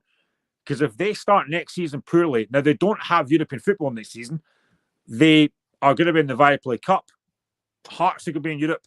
Kilmarnock in Europe. St Mirren in Europe. They've got a chance to, have a decent start to the season depending on the run of fixtures. If they start next season poorly, then right away the new manager's under pressure straight away. And they can't have that. No, I know I was saying Dundee and Kilmarnock's a brilliant game as well, but I mean, Livingston and Hibs, it's going to be the total opposite. Yeah, I don't see this game being a thriller, to be honest. I think it'll be a really poor game. Livingston have actually picked up the last few weeks because they've been relegated. That tends to be what happens, though. When you're down, you start to relax, the pressure is off, nothing to play for, and they've picked up randomly. And I think they could give Hibs a decent game tomorrow on Sunday. I mean, there's nothing to play for. Hibs, again, I think tomorrow might be the last game for Hanlon and Stevenson. I know that the other night was the last home game. I don't know if they'll play on Sunday, but they've been two very good servants. They will lose Malouda after this because they can't afford to keep him. So there'll be a big part of the waste for a lot of Hibs players. And you just wonder what the reaction will be to the Hibs fans at the end of the game, because they are not happy. And I get it. It's understandable, but they can't afford to get something wrong. But, Livingston have had a really poor season, very poor season, but it was going to happen eventually. Every year, I think David Martindale said it. They aim us to stay in the league, and this time they've not been able to do it. Okay, let's finish off with two massive games tomorrow and Sunday, Graham. It is Motherwell against Johnson and Ross County against Aberdeen. Paul would be interested in this one because we're talking about Aberdeen here, and they could not send Ross County into the playoffs on Sunday. Interesting games, Graham. Yeah, I think if I start with Ross County, I mean, their home form under Kerry had been decent till they got hammered 5-1 by Motherwell. But again, because it's such a pressure game, a game they know they need to win, I think there's 2 points ahead of St Johnstone, so they probably need to win the game just to make sure of it. A draw might be good enough if Motherwell beat St Johnstone, which I think that actually will happen anyway. But I mean, Ross County, again, we spoke about it end of last season. When they stayed up last season on the back of that penalty shootout with part of Thistle, you're thinking they don't want to be in that position again. And yet, here we find themselves again, back down there again. It's a big, big pressure game. It's a massive, massive game. Aberdeen have nothing to play for, but under Peter Leven, as kind of Paul rightly said, they have done well. And to be fair, the young laddie Fletcher Boyd, 16-year-old, scored twice in 2 games. He's been phenomenal so far. So it's it's not a big game for Aberdeen, but I don't know how I feel that game's going to go, because Aberdeen at the moment have actually done very well. Last game of the season, but Ross County have to win that game. It's going to be huge. And I think in terms of St Johnstone, before we came on here, I spoke about it. I went through the stats. St Johnstone have not scored more than 2 goals in a game since East Fife back in July in the League Cup. That's been where the problems lay. They do not score enough goals. Now, they got lucky on Wednesday because it looked like they were going to go into that playoff because Ross County were beating them. They managed to get that goal very late on, but they have to win against Motherwell. And I don't see where they're going to score goals from. Motherwell, again, have had a very up and down season, as Stephen will probably tell you. But, again, last game of the season at home, Theo Bear's done very well. It's Blair Spittle's last game before he comes to Hearts. Motherwell will be up for this. I genuinely think, like I've said for the last few weeks, I'm sorry, Alistair, but I think St Johnstone are going in that playoff. Do you think Ross County will have that slight advantage, Graham, because they're at home? They're at home, where St Johnson's away from home. Yeah, I do. I mean, what a goal from Jan Dander on Wednesday as well. Coming to Hearts, another great player. But yeah, I think Ross County might have the slight extra factor at home. And like I said, their home form had been decent until the 5-1 defeat last week. And even then, the 3 goals came in the last few minutes. But the thing is, even if Ross County don't win, I think they'll be fine, because I don't think St Johnson's going to beat Motherwell. I just don't see where they're going to get the goals from. I think you said it before we came on air. The only kind of highlight has probably been Sidibe. I think he's looked decent up front. The goalie, Meetoff, again, has looked decent, but it's had to be. Nicky Clark, again, he's not had a great season. He's been injured as well. Stevie May's not had a lot of games. Graham Carey's been okay, but they just don't score enough goals. And I know that Alistair is not happy with Craig Levein. And again, I understand that completely. They're not a great side to watch, but I don't think St Johnstone fans will care if they get a result and stay up. But they just don't score enough goals. You might be sick of me saying this, Graham, right? And I'm sick of saying it as well, but it's a million miles away from the Cam Davison team that won the double and got into European football. And this is the total opposite. I think I said this to Reagan last week when I checked the stats. Stephen McLean has got a better record at St Johnstone than what Craig Levein has. And that just goes to show how bad it's been for them. And yeah, I talked earlier about managers getting time. I mean, Callum Davidson was a very good manager. And he's done quite well at Queen's Park as well. I bet right now, if you ask St Johnstone fans if they take Davidson back, they would have said, yeah, absolutely. Because it just hasn't worked under Levein. His style of football has never been overly impressive. I think he's a decent manager. Don't get me wrong. I think he's done well at Hearts in the past. Scotland was a failure. He was at Brecon with Andy Kirk, which seemed to go quite well. But I think I was surprised that everyone was surprised when Levein got that job. And what surprised me most, and I said this to Alistair as well, they gave him a 3-year contract, which is mental. Now, if they go down, will Levein stay? I don't think he will. And I don't think St Johnstone fans want him to stay. It's just been an absolutely terrible season. It really is. Paul Donaldson says on YouTube, would like to see Aberdeen given a few of the young players a game on Sunday. I think the question I would say to you, Paul, is, yeah, I know you're a faithful Aberdeen fan. You go home and away, and I think you're going on Sunday up to Ross County, but it's been a very disappointing season for Aberdeen. And I would go as far as to say, Graham, it's been a very embarrassing the way that they handled the managerial appointments this season. I spoke about it previously. I mean, I thought Barry Robson was doing a decent job. European football, I thought they were excellent. Said it previously. I thought in most of the games in Europe, they were never outplayed. They were in pretty much all of them. Should have had more points than they did. And then the whole Neil Warnock thing was an absolute disaster. And I now see that he's got a job in, is it Torquay, I think is a way. He's got a manager. He's not a manager, but he's got like a kind of sporting director or technical director role there. Is that for the beach? I know. I mean, how he keeps getting these jobs, I do not know. He should just retire gracefully. But it's been a terrible, terrible season for Aberdeen.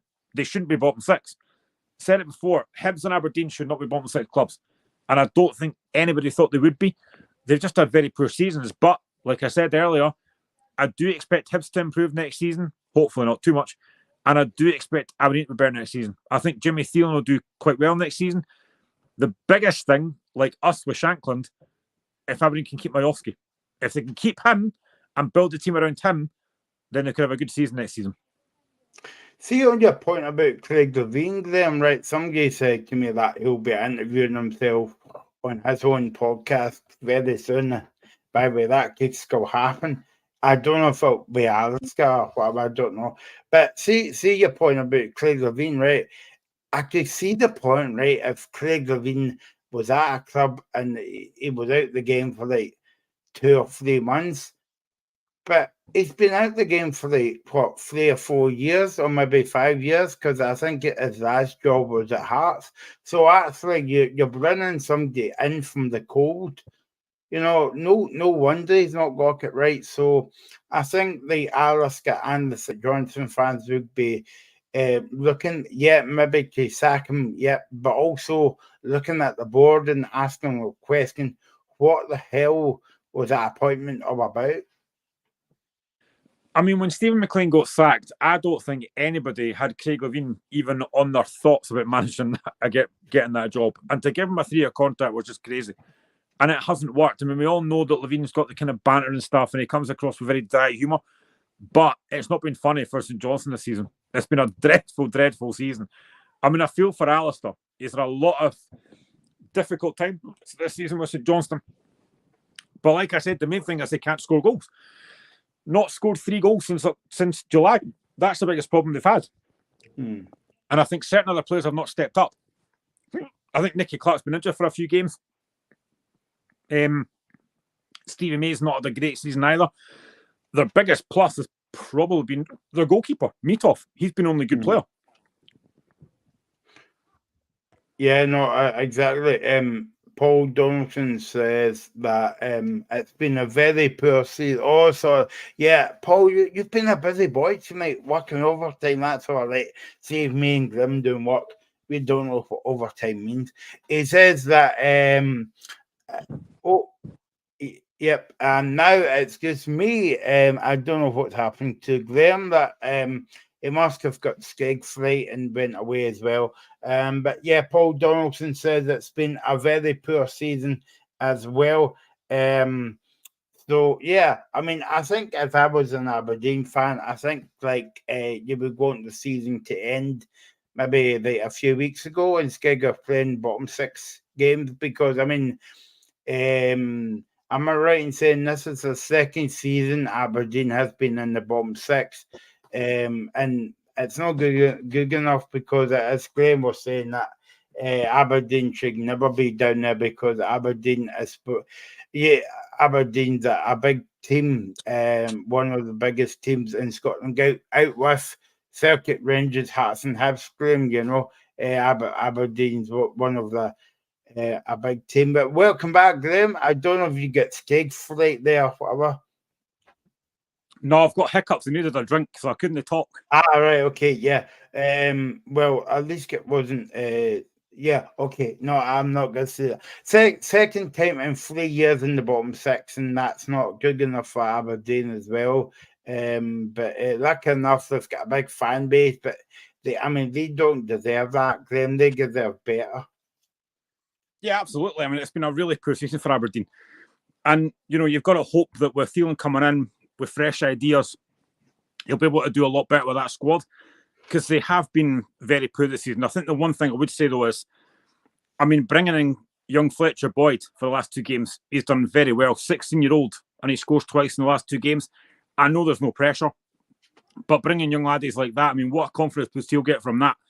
So, again, fair play to Peter Leaven for doing that. You could have just given Peter Leaven the job, let's be honest, because he's done a very, very good job since Neil Warnock left. He's managed to turn that around massively. But listen, fair play to Peter Leaven, he's done a very good job. But Thielen will come in and do, I think, really well next season. And they have to improve, and I think they will. Because Aberdeen, like I said, should not be a bottom 6 club. They just shouldn't be. Graham,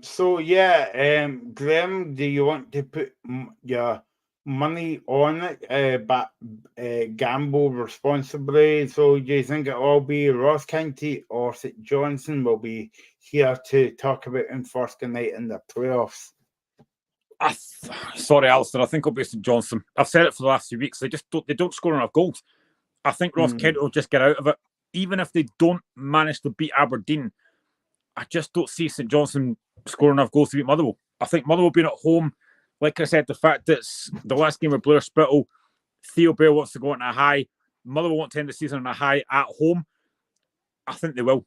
I can see it being 2-0 to Motherwell. So it'll be St Johnstone in the playoff, I think. Yeah. Oh, good. Yeah. Talking about that, we'll be here on Thursday night at 10 o'clock after the first leg of the Premiership playoffs, and whoever will be in, it will be a decent game.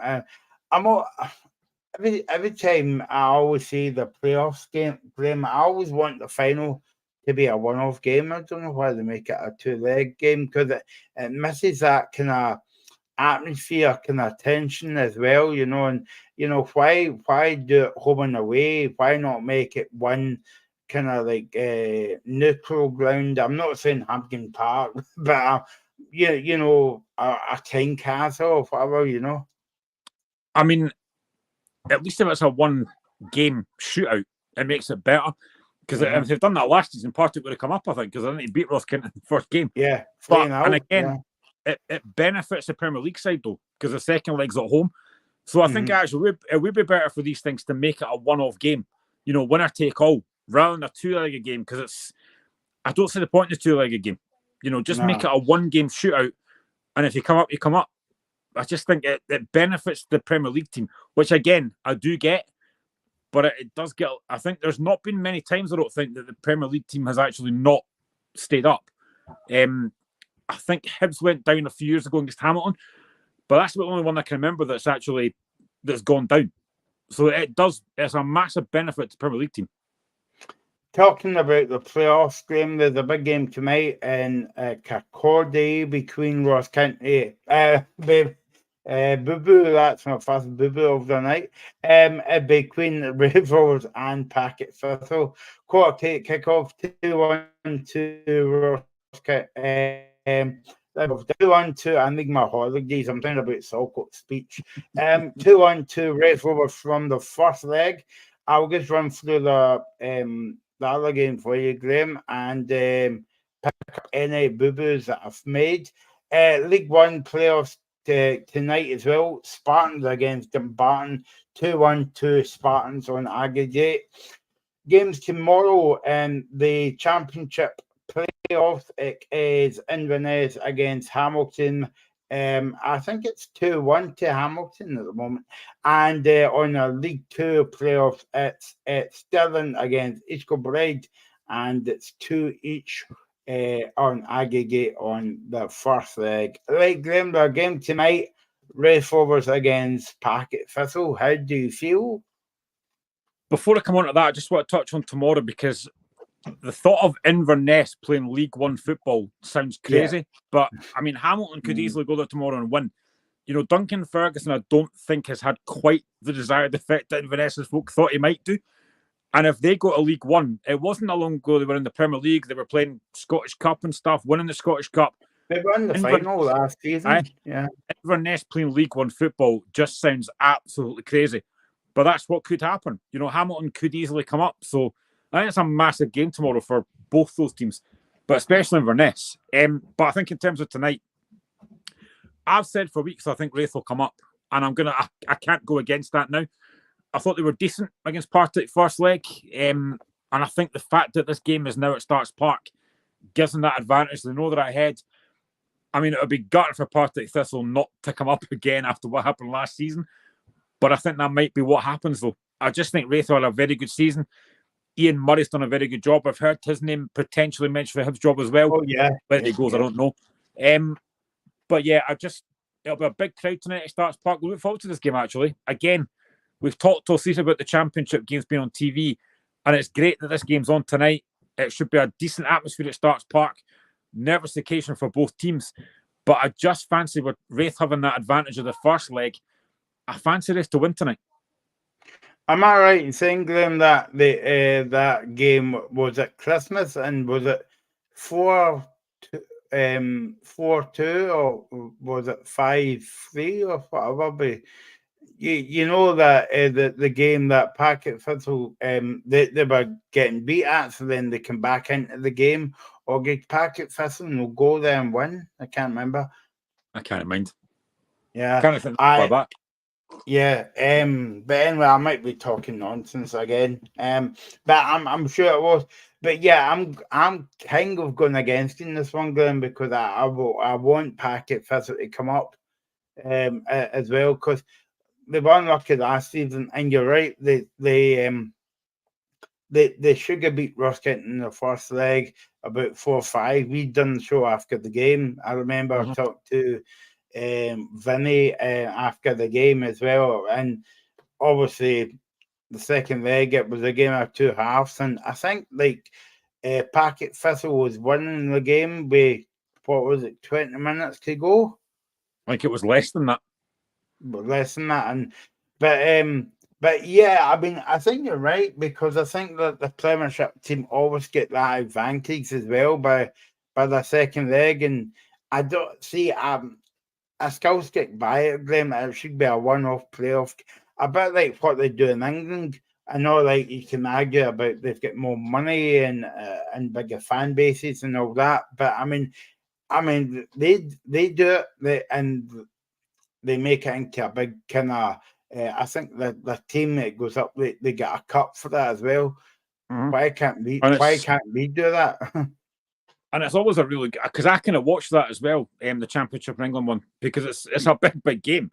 And it works really well. It's always a really good atmosphere at Wembley. It's usually pretty packed as well. I wish they did that here, but of course it's Scotland, so we've got to do things differently as always. 1955. 1955. Yeah, that's how far we are. We're behind English. Aye, pretty football much, when it comes to- yeah. But I mean, listen, if Partick can come up, it would be great. You know, Brian Graham, I think he got Championship Player of the Year, which he deserves. He's had a brilliant season. You know, he will be crucial tonight. But, Wraithrow has been at home. I just fancy them tonight. Lewis Vaughan's in decent form. Sam Stanton's done really well. I just think tonight's a big game. I mean, I do think Partick will score, especially with guys like Brian Graham up there and Fitzpatrick as well. But I do just fancy Raith to win this, because they were very good the other night. I thought they played very well in the first leg. And I just think being that home advantage, crowd behind them, I just fancy them to win it. But I'd like, again, I think you mentioned this before, I wish both teams could come up, because it'd be a credit to the Premier League. But unfortunately, we can't have that. And they've got brilliant support as well, them. They have. I mean, I've not been to Stark Park for a long time, but it's a nice wee stadium. And the last time I was at Firhill was my local team, Pennycook, played a Scottish Cup game there. So I went through for that. And again, really good atmosphere. It's a good stadium as well. So I'd like to see them both come up. Unfortunately, this is why I've talked about the fact they should extend the league, but they've blown that. Yeah, I mean, it would be great to see Partick back up after what happened last season, the heartbreak of that. I mean, imagine them going through that again. I mean, it must get to a point you just think, we're never going to get up. And then, like I said, if, for example, Raith won and then did beat St Johnstone and came up, the Championship next season, you've got St Johnstone, Livingston, Partick, Dunfermline, Falkirk, Hamilton potentially. It's going to be a very difficult league next season. Partick might start to think, we're never going to get up here.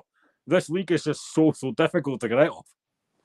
By the way, talking about nice wee stadiums, I don't know if you saw on social media channels or wherever you get things like that, but Air United built the stand. I don't know if you saw that, Clem. I haven't seen it yet.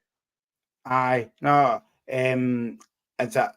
In fact, I'll send you the photo after the show. But it looks nice. It's not a big stand, but obviously it's nice, nicer than that kind of standing kind of like terracing. I always like terracing when it's a Scottish Cup and all that, but when you see it every week on the telly, like, so when Air United was in the Championship this season, it doesn't kind of really look looks kind of a bit old fashioned. I still like the old fashioned grounds. I honestly do. I loved it in the 80s and stuff when I used to go to the games. I still like the old fashioned grounds. And I get what you're saying about the kind of having it for the Scottish Cup games. But listen, fair play to United. They've obviously thought they needed to kind of refurbish the stadium, and they've done it. Now, whether other teams do the same thing, but I'll have to look at it, because I'm interested to see what it's going to look like. Yeah. No. Okay. Let's jump forward to Wednesday. Not like I wish my life away to them, but there's a big game. There's a big day on Wednesday for every Scotland fan, including you. Will Shankland be on the plane or not? Because Stevie Clark, oil, you're going up to his house and say, hey, get him in the team. You know where you know how I'm from Pennycook, got mess with people from Pennycook and all that. Yeah, the Scotland squad is getting announced on Wednesday for the Euro. I think it's about it's usually about the morning, like 10:30 or something, whatever. The squad will be announced. Graham, first of all, Shankling, he should be there. I mean, if he's not, there's something seriously wrong. If you're not taking the top goal scorer in Scotland, there is something far, far wrong.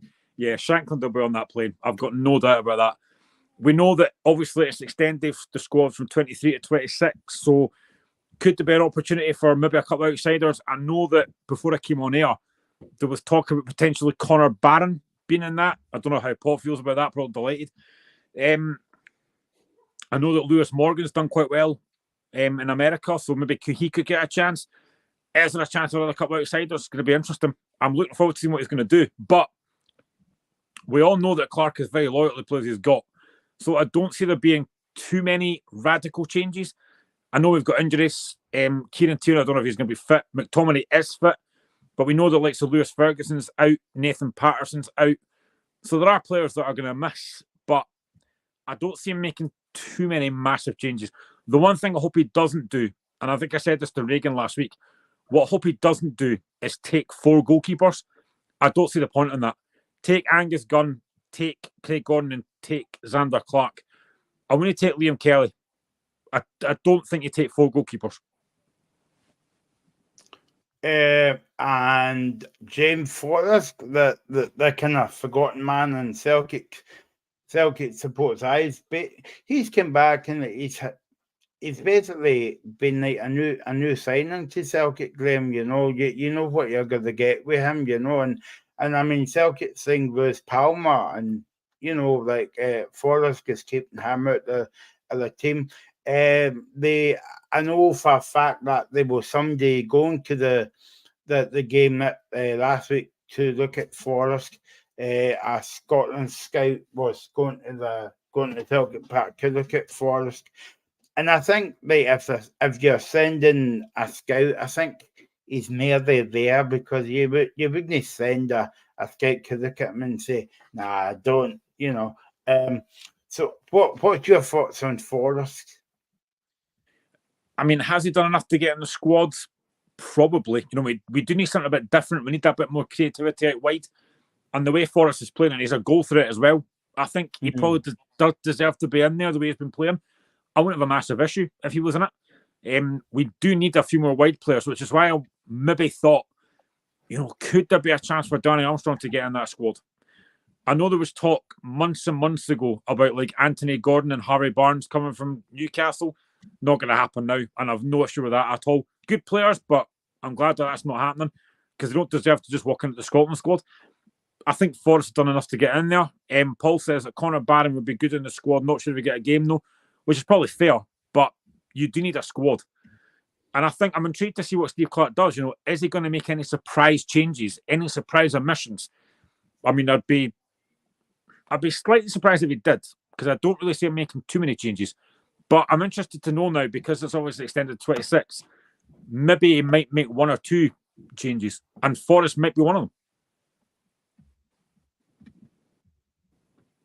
I mean, it's good. It's just brilliant going to the Euros as well, Graham, but I think it's what makes it different for me this season is I'm not going.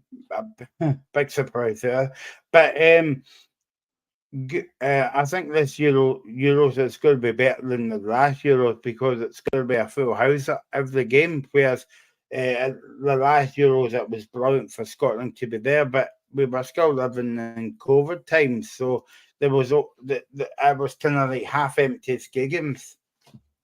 Yeah, I mean, for any tournament, football, rugby, cricket, well, maybe not cricket because there's nobody there anyway, but you do need the fans in there. And I genuinely think as well, the biggest thing for me as a Scotland fan is the fact that Scotland's kicking it off. We're the very first game. You kind of get better than that. You go back to Brazil 98. I mean, what an occasion that was for everyone in Scotland. And that's going to be now the same in a few weeks' time. I can't wait for it. Scotland will be buzzing. The build-up will be absolutely brilliant. And I can't wait for it. I wish I was going, but I can't wait for it. Yeah, no, exactly. And well, you're doing all the shows here on Indie Live. And also, we've got a preview show coming up on the 9th of June. So, watch out for that one. We've got some special guests coming up on the show as well. So, there we go. We'll be back on Sunday for the last roundup of the Premiership games of the season. And don't forget, we'll be back next weekend with the Cup semi-finals and final, and obviously first tonight with the Premiership playoffs as well. Thanks to Graham, thanks to everybody that's commented tonight. Paul Donaldson, you've been a busy boy. Go home and have a lie down in the cold shiver and all that. And we'll speak to you on Sunday. Thanks for watching.